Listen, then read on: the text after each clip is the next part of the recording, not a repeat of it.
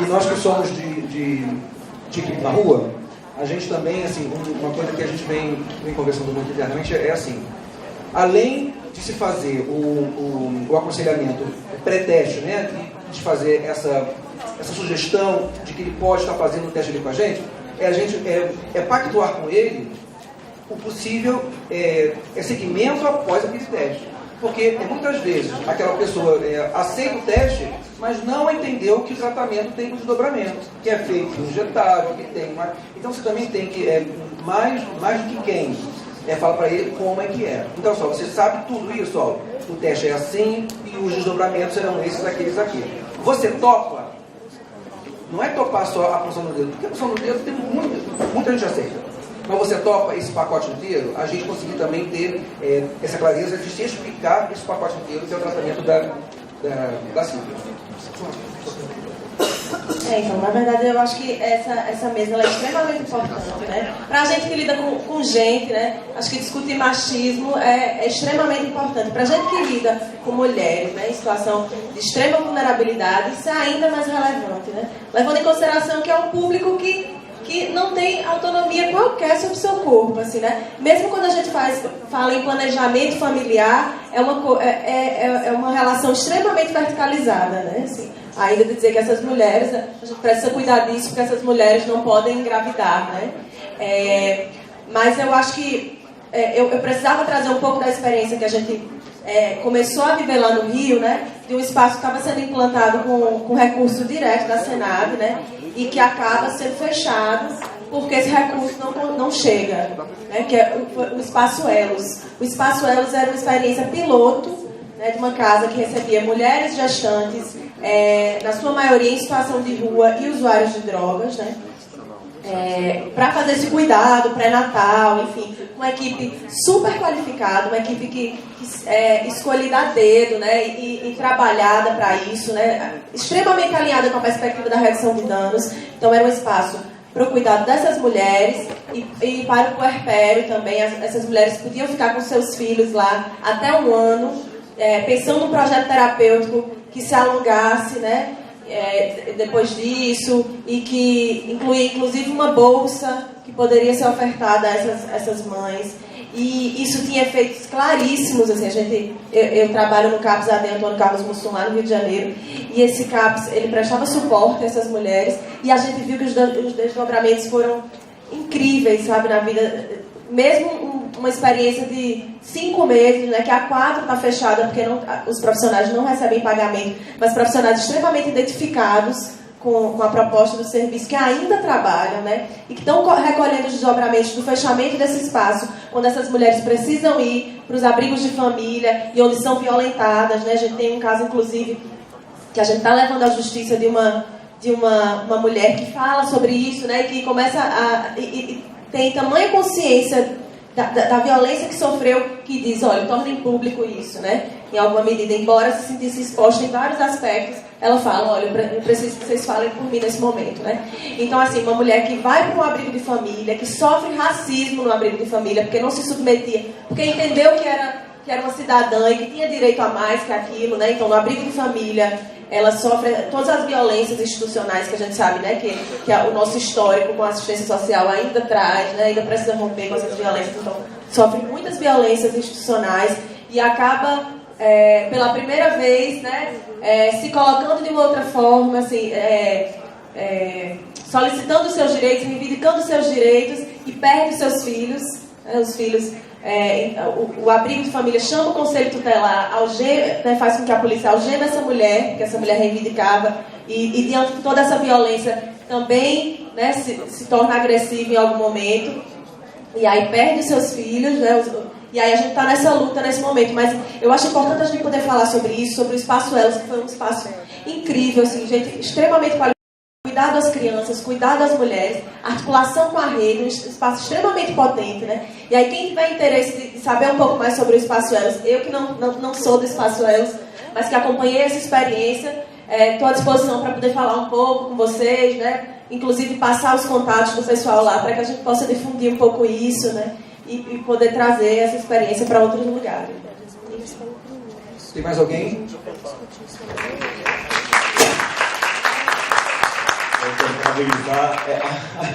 A minha colega ali, eu tive a oportunidade de falar que a colega lá está acompanhando o nosso processo de trabalho do consórcio na rua, né, dentro das ISTs. Né? Acho que vocês vão fazer uma visita semana que vem lá, né, para nós continuarmos a conversa do Zaral, né? Vai a gente lá para a gente ver a questão do Zaral. E assim, eu acho que esse link da vigilância em saúde, de toda a área da vigilância em saúde, com o cuidado em saúde, da produção do cuidado com o consórcio na rua, é importantíssimo. Por exemplo, a vigilância na área de IST, de tuberculose, de tudo, a gente traz para o diálogo, e não só para o diálogo, para o fazer. A nossa experiência, a gente está trazendo sempre eles para o fazer. Tem um grupo de técnicos da secretaria que responde pela vigilância, coordenação de tuberculose, coordenação de IST, todo mundo ganha salário, e eu, só eu que vou ter que me ver lá na rua, tuberculose, então chama lá, e vamos com a gente lá, vamos com a gente, engrossa o caldo para ir com a gente. Essa é a experiência. Agora, gente, o que eu vi, teve um simpósio de tuberculose com a infecção por ST agora lá em Manaus, e a gente conseguiu um espaço para falar de consórcio na rua dessa população específica, né? Eu fiz uma pergunta para um grupo de especialistas, de profissionais da área especializada de tuberculose que trabalha com esse dentro de fundações, né, que acolhem a parte da tuberculose. Eu perguntei qual era a experiência prática que eles estavam tendo no acolhimento dessa parcela da população, que é a população em situação de rua, nos casos de tuberculose, por exemplo. E as doutoras, os especialistas que estavam lá, eles ficaram muito assim, olhando para a cara do outro, e diziam que era muito difícil dialogar, era muito isso, muito aquilo, mas a gente vê o quanto de desassistência ainda tem para essa população. E a gente está falando de uma população que é alvo, a gente está falando de uma população que é importante trabalhar, porque daqui a pouco vão construir um espaço, uma ilha, vão colocar toda a população infectada pelo HIV nessa ilha, pronto, está resolvendo o caso, porque ninguém dialoga com essa parcela da população. E o que eu acho que está empobrecido, muito empobrecido a nível nacional, e eu também não tenho medo de falar isso, por mais que a pessoa que me antecedeu falou em redução de danos aqui, mas eu não tenho medo de dizer para vocês que está enfraquecidíssima a política de redução de danos. Não dá para falar de IST, não dá para falar de doenças transmissíveis, não dá para falar até de tuberculose, não dá para falar de cuidado em saúde em consultório na rua, se eu não dialogo e continuo dialogando com a redução de danos. E eu sei que tem muita gente que não sabe nem por onde perpassa a redução de danos. A política de redução de danos do nosso país, ela está quase que falida. Tem portarias, tem coisas antigas, tem gente fazendo muito, tem gente fazendo pouco, mas com pouca visibilidade. Conheço a Borda, conheço várias pessoas, conheço o Domício deu muito apoio para a gente, mas as práticas de redução de danos, para enfrentamento, senão as ISTs não estariam como estavam. Senão as ISTs, o avanço, o incremento das infecções sexualmente transmissíveis não estariam como estavam. Eu estou falando do diálogo, por exemplo. Eu conheço um CREAS que é matriciado por uma equipe de redução de danos e por uma equipe do CAPS-AD na área de redução de danos. Eles são matriciados mesmo. Matriciados no sentido, quando aparece alguma questão que envolve álcool e droga, que envolve IST, a equipe vai lá e dialoga aquele caso junto com o CREAS, dentro do CREAS. Eu acho que isso é legal, mas é uma coisa isolada. Eu estou falando de política pública. A colega levantou, veio aqui, eu vou escutar, mas se ela falar alguma coisa que me atinge, eu vou querer uma réplica. Porque eu estou falando de política pública, a nível nacional. Redução de danos está fraquíssimo a nível nacional. Eu estou falando não só da ISOP, eu não estou colocando em cima das organizações sociais as responsabilidades para dialogar a política de redução de danos. Eu estou falando também das instituições públicas, porque é uma política pública, não é uma política de organização social. É uma política pública, que tem um viés intimamente forte com o IST. Então, nesse evento de tuberculose com a infecção com HIV, não teve nada de redução de danos. E a gente precisa trazer a redução de danos novamente para esse diálogo e fortalecer sempre, colocar sempre. Não é vir aqui dizer redução de danos, é trazer uma temática. Como é que vocês estão de redução de danos? Como é que a gente está dialogando de redução de danos? O que é redução de danos, novamente? O que é redução de danos? Todo dia me perguntar, porque para mim, redução de danos hoje é uma questão ética. É uma prática, é eu ser um ser ético em que eu vou trazer o conceito e as habilidades de redução de dano para a minha prática, do meu dia a dia. Eu posso ter todo o conteúdo que eu olho, não vou utilizar nada, não vai fazer nada na minha prática. Né? Então, não dá para dialogar consultório na rua, não dá para dialogar população na rua, nem SD, sem trazer essa fortaleza que é. Porque senão eu vou ficar preso aqui em dado diagnóstico, tá? É isso. Me alonguei, me perdoe, mas eu precisava desabafar. Gente, olha só, vamos colocar os 3 últimos aqui e a gente encerra, tá bom? Eu nem vou dar, não é nem réplica, meu anjo, tá? É falar assim, o movimento, eu não estou nem falando enquanto aborda, porque eu sou mobilizadora da aborda, sou redutora de danos há 19 anos e a aborda existe há 20. O movimento de redução de danos, eu não vou dizer que ele está enfraquecido, gente. Muito pelo contrário, eu acho que o movimento ele rompeu muitas barreiras, porque o movimento de redução de danos, ele nasceu da saúde, do HIV. E hoje a redução de danos ela é discutida em movimentos sociais, é dentro dos CREAS, é dentro dos CRAs. O movimento de redução de danos, hoje, ao menos aqui em Brasília, viu, parceiro? Eu entendo quando você cobra do Estado, realmente o Estado ele está abafando a redução de danos, sim, mas nós não estamos enfraquecidos, companheiro. É tipo assim, uma visão minha. Temos as nossas diferenças, mas não estamos enfraquecidos, estamos rompendo barreiras. Eu acredito sim. Até hoje, eu assinei a minha carteira como redutora de danos. É um cargo que não existe, que não é reconhecido, mas que não é pela saúde, pela Secretaria Nacional de Drogas, hoje eu assinei como redutora de danos. Então estamos rompendo barreiras. Temos que estar mais forte? Temos sim, mas estamos rompendo barreiras. A redução de danos é muito mais além do que simplesmente saúde. E hoje é uma realidade. Sim, tá quase na hora do almoço, tudo massa. Deixa eu só falar rapidinho. 15 minutos antes da próxima mesa vai ter uma reunião para estar falando sobre redução de danos e discutir sobre novos mobilizadores. Rapidinho também. Sabemos que teve uma redução de 92% do orçamento da assistência, né? Aí a minha pergunta como ficará os CRAs e CREs centros pobres? Porque alguns já estão sendo fechados, né, Silvio? Alguns municípios já estão fechando CRAs, CREs. Mas a pergunta Silvia, como é da saúde, como anda a conversa sua e suas naquela questão da interdisciplinaridade, ou seja, a junção? Como é que tá essa conversa? Andou? Parou? Continuou? Beleza?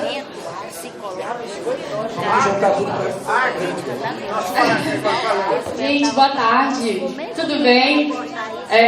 Eu sou a enfermeira Vanessa do consultório na Rua do Acre, né, de Rio Branco. E a gente tem as nossas mais 2 representantes, né? A psicóloga Raquel, a nossa educadora social Silvia. Eu gostaria muito de agradecer esse espaço maravilhoso. Estou muito grata de trocar experiência com grandes profissionais que estão em linhas de cuidado, na mesma linha de cuidado, mas em outros estados, com dificuldades, a gente também tem. Só que a gente observou as falas de alguns colegas e a gente será que a gente está numa outra realidade, meu Deus? Porque a gente tem um alinhamento incrível com a assistência. Em vez de fechar unidades de saúde, a gente está vendo abrir unidades de saúde lá, novas, com equipes prontas. O consultório na rua tem alinhamentos com as equipes de saúde da família fantásticos. Tem um bom diálogo. O NAS foi implantado há 1 ano lá, a gente está começando um relacionamento. Esse vínculo está começando a ser realizado. A gente tem um grande apoio de alguns serviços, principalmente do Centro Pop, a equipe de assistência de abordagem social. Gente, eles são incríveis, somos grandes amigos dentro e fora do serviço. O consultório na rua tem um apoio da gestão, eles ficam muito preocupados quando a nossa equipe perde algum integrante, ou de repente a gente tem um desafio muito grande nas mãos, ou o carro não está específico, a gente está faltando algum material. A gestão se preocupa, senta com a gente sabe do que cai do Ministério da Saúde, o repasse, tudo direitinho. A gente participa dos planejamentos para melhorar a nossa assistência de saúde. Então, assim, eu acho assim que a gente tem um elemento bom, precisa melhorar, esse é o espaço. Eu estou compartilhando com o Acre tudo que eu estou vivenciando aqui, eu estou muito feliz, faço os meus testes rápidos, converso com uma pessoa que está em situação de rua, a gente leva para as unidades, o médico já sabe, dá uma prioridade maior. Não é mentira, não estou mentindo, é a realidade. A gente é uma equipe que não tem saúde bucal, mas eles fazem tratamento nas unidades, porque a gente promove esse transporte. Eles com certeza podem ir sozinhos, mas eles querem ir com alguém, então a gente está lá junto para acolher, para conversar, faz as nossas atividades, a gente faz atividades dinâmicas na rua, numa unidade, numa praça. Então, assim, está acontecendo, o nosso serviço é consultório na rua. Foi? Concluindo, agradecendo, muito obrigada pela participação e temos um excelente encontro aí à tarde, né? Obrigada. Então, pelo avançado, né, da hora, e a sala já está mais baseada, eu perguntaria para a gente poder estar concluindo. Só rapidinho, só colocando algumas questões que foram aqui colocadas e algumas que, em virtude dos questionamentos que vieram, eu recordei. Primeiro, eu não quis enumerar aqui todos os apoios que a gente tem nessa luta nossa, porque a gente não ia dar conta aqui. Até aqui no meu slide estava uma lista que quase não aparece na hora que o slide é colocado. Eu queria colocar que existe uma página que chama De Quem É Este Bebê.wordpress.com. Ela vai ter esse histórico todo, ela vai ter todos os documentos, alguns que eu citei, outros que nem citei. Queria destacar que tem um posicionamento do Conanda que é muito recente, que é deste mês agora, e que ele fala todas as vírgulas, assim, coloca todas as palavras, está muito interessante, entre os diversos posicionamentos, mas esse último vindo agora, e ele solta o verbo mesmo, para valer, sobre essa questão toda que nós estamos vivendo, que não se restringe às recomendações e à portaria, né? Porque ela continua efeitos mesmo estando suspensa.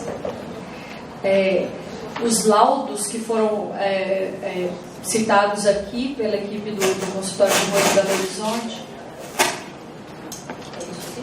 os laudos muitas vezes são absolutamente preconceituosos. Os laudos vindo de equipe psicossocial de hospital ou de abrigos ou do próprio sistema de justiça. Laudos que falam não só isso aí de não terem 3 quartos, de não terem um cômodo para criança, mas que essa família é inadequada porque ela cozinha com fogão a lenha. Laudos que mostram esse preconceito e essa discriminação para valer. Uma outra praxe comum é que a família extensa ela vai ter alguma possibilidade de ficar com esse bebê quando ela rompe com a mãe. Então eles jogam a família contra a família. E o sentido da família extensa é exatamente possibilitar que esse bebê não perca o contato com a mãe, que a mãe tem esse tempo para atravessar uma situação de uso prejudicial de droga ou de situação de rua, enfim, que ela tenha um tempo para atravessar esse momento complicado dela e retomar a guarda do seu filho. E é o oposto que acontece. Então a família extensa fala mal da mãe para conseguir pegar essa criança ou para tentar conseguir. Muitas vezes a fala da família extensa é usada para desqualificar a mãe e depois nem a família extensa, porque o destino é a adoção. Então isso é de uma crueldade ainda maior, né, com a família, dividir a família. Nós temos um apoio imprescindível e também foi colocada aqui essa questão da saúde mental. Quando houve uma retirada de um bebê no ano passado, de um Sersan em Belo Horizonte, aí a gente teve para valer a força da luta da saúde mental, da luta dessas equipes extremamente qualificadas que já fazem a luta antimanicomial. Então isso foi um reforço enorme na nossa luta, a vinda com força do pessoal da saúde mental foi um reforço enorme nessa nossa luta. A questão muito bem colocada, que não é só o acolhimento para as mulheres, mas que é necessário casa de apoio, esse modelo que vocês colocam do Rio de Janeiro, também tem uma cidade, eu estou agora um pouco em dúvida, mas eu acho que é em Campinas que tem também uma casa que tem esse intuito de abrigar a gestante até um período depois desse bebê nascer, até lá pelos 6 meses desse bebê, por um período de uns 2 anos mais ou menos, e já tentar levar essa mãe empregada de volta para o mundo real, já empregada, já mais organizada. Em Belo Horizonte, a própria Coordenação de Assistência Social diz que custa mais ou menos para a cidade R$3.000 cada criança abrigada por mês. E a gente vem, a partir desse dado fornecido, a gente vem dizendo, olha, R$3.000 a gente consegue pensar muitas formas de gastar melhor esse dinheiro. E se esses R$3.000 forem divididos assim, em Bolsa Família, em Bolsa Moradia, e garantir a moradia para essa família, e aumentar as equipes de consultório de rua, aumentar as equipes de atendimento psicossocial, investir mais em educação, mais em creche, será que esses R$3.000 por bebê não seriam gastos de uma forma muito melhor do que tomando esse bebê dessa família? Quanto à redução que você coloca da verba do SUAS, né, essa redução de mais de 90%, ela nos assusta profundamente, porque nós já temos em Belo Horizonte uma absoluta insuficiência. Nós acreditamos que mais de 5.000 pessoas em situação de rua, a Prefeitura diz 4.550, mas a gente, baseada nos dados do CadÚnico, mas a gente sabe que muita gente nunca procurou nenhum serviço. Então, tem um número que vai além do CadÚnico, que há pessoas que nunca procuraram absolutamente nenhum serviço. E eu, eventualmente, já atendi na Defensoria Pública pessoas assim, que não querem e nunca se interessaram por qualquer serviço. Então, se a gente tem 5.000 pessoas em situação de rua, nós não temos, somando o abrigamento e o que antes era República, e os que estão, e os 2 que estão sendo construídos agora, nós não temos 1.000 vagas em Belo Horizonte. Não existem 1.000 vagas em Belo Horizonte. Somando tudo e todos esses modelos que não são o modelo de moradia, que não são o que é o principal foco da luta do movimento nacional e logo da Defensoria Pública também. Todos esses modelos que a gente tem, ainda assim, são insuficientes para o volume de pessoas que nós temos em situação de rua. E aí a gente tem essa notícia de que não haverão repasses federais, a gente já não tem repasses estaduais em Minas Gerais. Nos assusta profundamente, apesar de a gente sentir que há uma administração que dialoga mais, mas nós ficamos extremamente assustados. Eu repito a sua pergunta, e agora? E agora? Como é que será agora sem esses repasses de verba federal? Que são os repasses federais, principalmente, que garantem os serviços.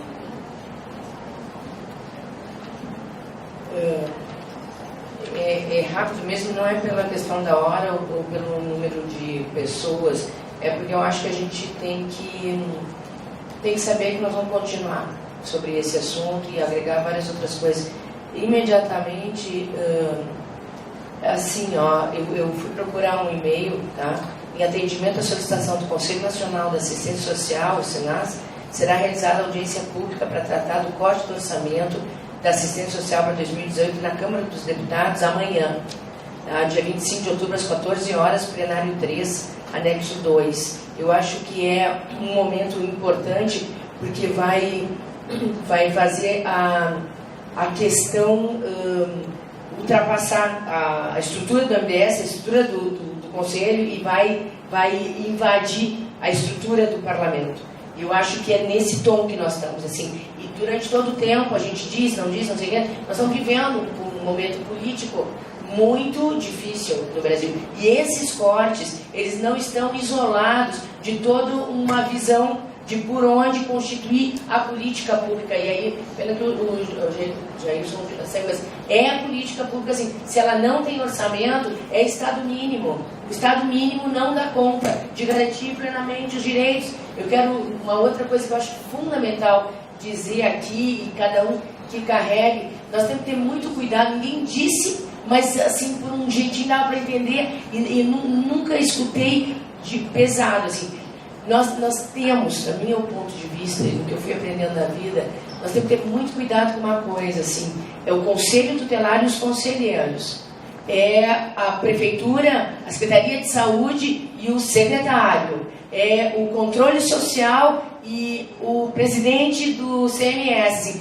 Vamos cuidar sempre com a estrutura, vamos continuar lutando pela garantia da estrutura e vamos cada vez mais saber colocar a nossa interlocução como voz, como ação nessas estruturas. Não vamos confundir a estrutura com a gestão vigente. Isso não é pouca coisa que eu estou dizendo, porque nós podemos enterrar uma grande conquista, como eu não me lembro quem falou do conselho tutelar, assim, mas às vezes a gente tende a confundir, sabe? É os conselheiros, ou a gestão, ou o secretário, e o quanto isso pode ser profundamente perigoso para a gente que vive o mundo da política pública e da garantia do direito. Porque perder um elemento desses é andar séculos para trás. O próprio Estatuto da Criança e do Adolescente, que eu pessoalmente tem mais que ser implementado do que tanto ajuste, tanto anexo, não sei o quê, quando ele nem saiu do papel, ainda o próprio SUS não saiu do papel, o próprio SUAS não saiu do papel. E a gente está cortando orçamento, e isso sim é de uma gravidade, de uma violência que vai caber a nós, em atos de resistência, saber enfrentar.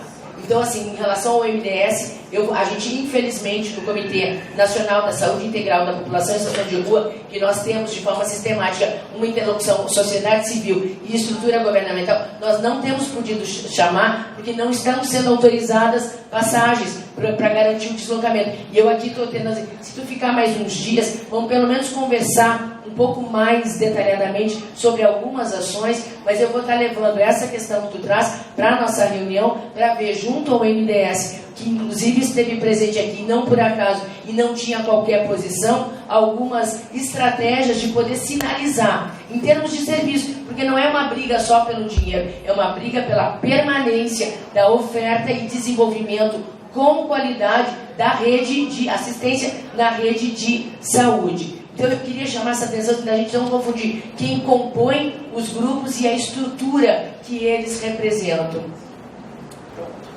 Bom, então, eu gostaria de agradecer a mesa. Foram falas aqui maravilhosas, que certamente a gente vai estar levando diversos questionamentos para trabalhar na nossa área. Muito obrigado, tá bom? A gente encerra